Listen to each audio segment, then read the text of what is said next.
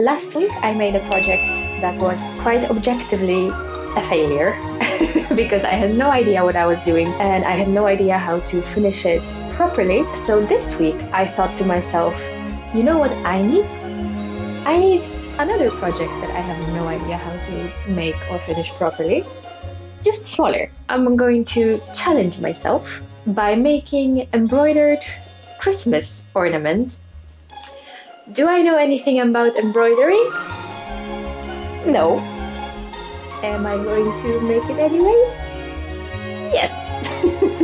I saw these birds and I remember that my partner's mom has this tradition with her daughter where she gets Christmas bird ornament from her every year. And when I saw these embroidered birds, I thought, I need to make these for her.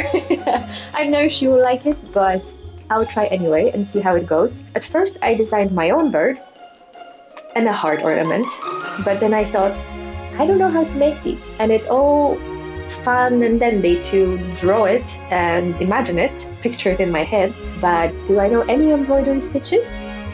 No. So I decided to purchase a pattern from the original, at least I think the original maker of the gorgeous, gorgeous, gorgeous Christmas ornaments, and follow the instructions. And once I learn how to make these, then I can design my own bird. I don't know anything about embroidery. I tried it once because I have a whole Pinterest board called Embroidery with dozens and dozens and dozens of beautiful handmade objects that I thought, you know what, I'm gonna make these. And then I never managed to make these because I hate working with needle and thread.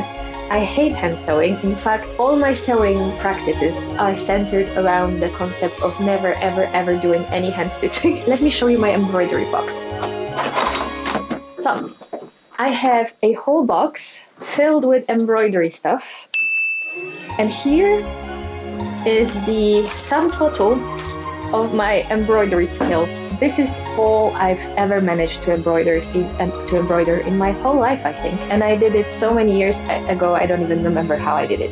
But luckily, following my commitment to using things I am currently not using, to avoid buying things that become things that I am currently not using, I am going to use only the embroidery thread that I already bought for myself. And I bought plenty because I was very, very ambitious and certain that I'll be able to learn how to embroider, and then nothing happened. So today I'll be making an embroidered Christmas ornament bird for my partner's mom and my mom. So keep your fingers crossed for me, because if they come out looking like a kindergarten Christmas project, then I'll most definitely never, ever, ever embroider anything again in my life. I read through the pattern and I feel approximately between 6 to 10% wiser. I don't have all the things that I really needed to complete this project to the T, so I'll just do my best with what I have, as per usual. I have printed out all the bits that you're supposed to trace. I have picked out all the felt colors that I think I want to use, and I narrowed down some of the colors of the embroidery thread that I want to use. I haven't yet quite decided on which are going to go where, but this is more or less what I'm going to work with. And because I do not feel like tracing this onto the felt fabric, I tried using a removable pen on the felt, and it was a pain. It was not accurate. So I printed the pattern bits on a baking paper, and I'll try embroidering over them and hope that they will be easy to rip and easy to work with. The sound will be lovely. It's becoming a tradition by now. I really don't have all the things that the pattern asks for and requires. So I'm guessing my bird is not gonna look all that great. They want you to stabilize the wings and the beak with a specific stabilizer, and I don't have that, and I know that the stabilizer I have, which is the only stabilizer I actually have, is not that stiff. So I'm running in the risk of having very floppy wings and beak. Not only will my bird have wonky embroidery, it will probably be wonky just in general and have floppy wings and a bendy beak. But other than that, let's do this.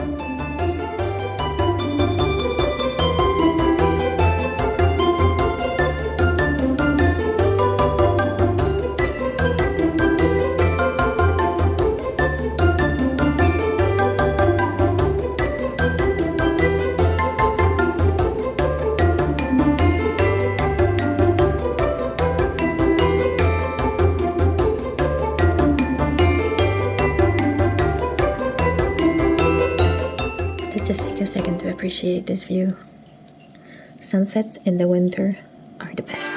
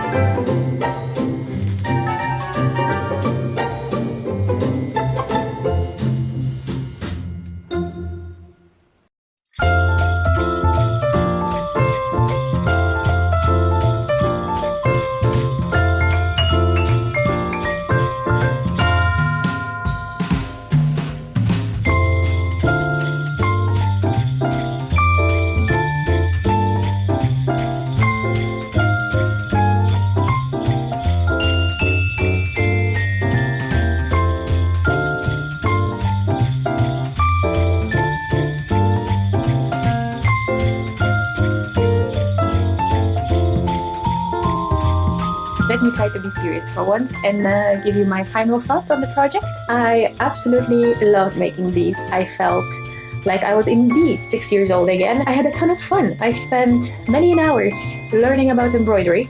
Luckily, all it took to make these birds was, was learning three different stitches, I think. Whip stitch, French knot, but I didn't use a French knot. I used some different knot, continental knot or something like that. It's almost the same as a French knot. And the third one, don't remember the name, but yeah, it was just 3 stitches. I had so much fun picking all the different color combinations and threads.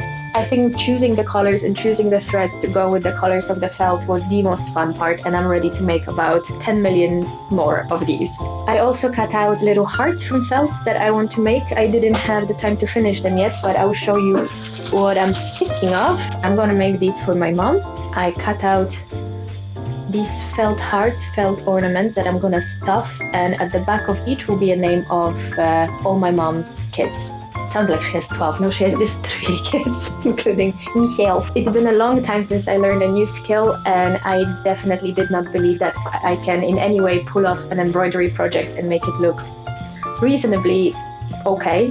So I had fun, and despite the fact that I started this project thinking This is gonna suck, but I have to make it in order to get it out of my head, or else it will follow me around for the next few years. I'm glad I bought the pattern, which had really concise instructions, although I was sitting there like, because it had many words that I didn't quite understand. So I didn't follow the pattern to the T, but it still came out okay. I would say the embroidery patterns on the bird are quite forgiving. So even though all my stitches are wonky, none of them are uniform and even, it looks very folk, I would say. It looks very natural. I recommend making these 10 out of 10. I'll link to the original pattern that I bought, because this creator definitely deserves all the attention she can get for these, because these are genius. They are gorgeous. Generally speaking, I think by the time I was making the third duck, I reached, I wouldn't say proficiency, but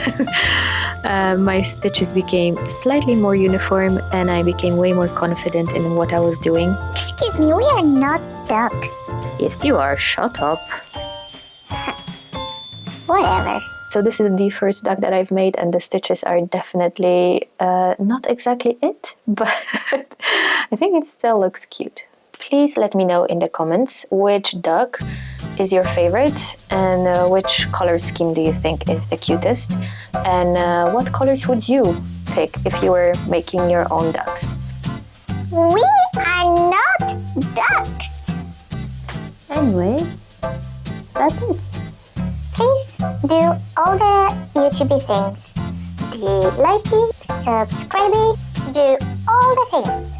All the subscribing YouTube things. And remember, we are not ducks. Thank you.